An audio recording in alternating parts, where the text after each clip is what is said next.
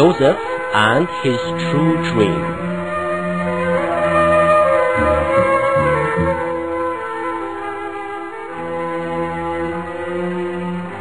Jacob, one of the great prophets of God, was living in the city of Canaan. He had 12 sons, among whom 2 were named Joseph and Benjamin. These 2 sons were so dear for Jacob that they had aroused the jealousy of their brothers. The bond of affection between the father and one of the sons got even stronger when Joseph told his dream for his father. On that day, Joseph, laughing happily, came to his father and said, "Dear father, last night I had a very nice dream, which has made me so happy, but for which I know no interpretation. In my dream, I saw the sun, the moon, and 11 stars that were all bowing before me." Hearing about his son's dreams, Jacob was extremely happy and said, "My child, this dream is a true one, which predicts a prosperous future for you, just as I did. But don't you ever tell anything about your dream to your brothers, since they may get jealous of you and think of a trick or conspiracy." From that day on, Jacob never left Joseph alone and started to take special care of him, for he was well aware that Joseph will be among the pious subjects of God.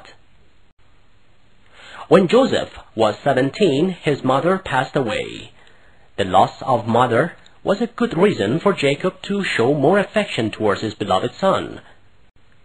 The great care with which he treated Joseph caused his brothers to plan a conspiracy to separate Joseph from their father and consequently attract all their father's attention to themselves.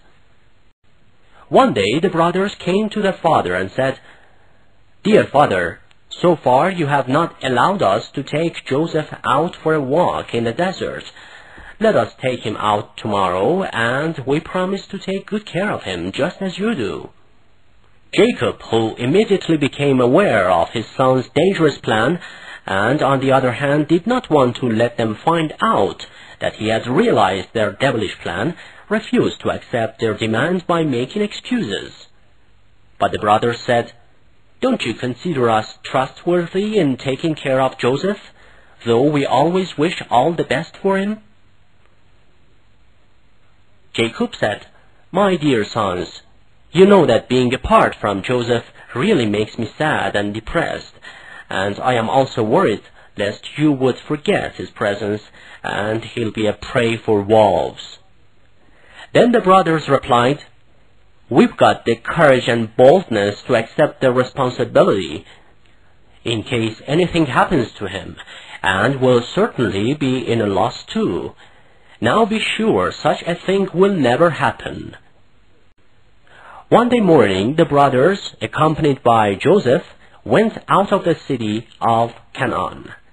While they were taking a walk, the signs of anger and vengeance appeared on their faces. After so long, now it was the time to take their revenge on Joseph. So when they got to Canaan's well, they took off Joseph's clothes and threw him into the well, while he had nothing on. Even the helpless cries and begging of Joseph could not settle the blazing fire of his brothers' rage and jealousy. After the dusk, the brothers came home with crying eyes and with Joseph's shirt having some blood stains on it. They showed it to their father and said, "Dear father, what you once predicted came true, and while we were busy playing, we neglected Joseph, and the wolf attacked, killed Joseph, and took him away. We could only take his bloody shirt." Jacob, being well aware of his son's devilish conspiracy, knew that God had predestined an inevitable fate for Joseph, from which there was no way out. So he replied, "The blazing fire of jealousy and your vicious passion made you do an evil deed. The only thing I can do now is to be patient and seek the help of God."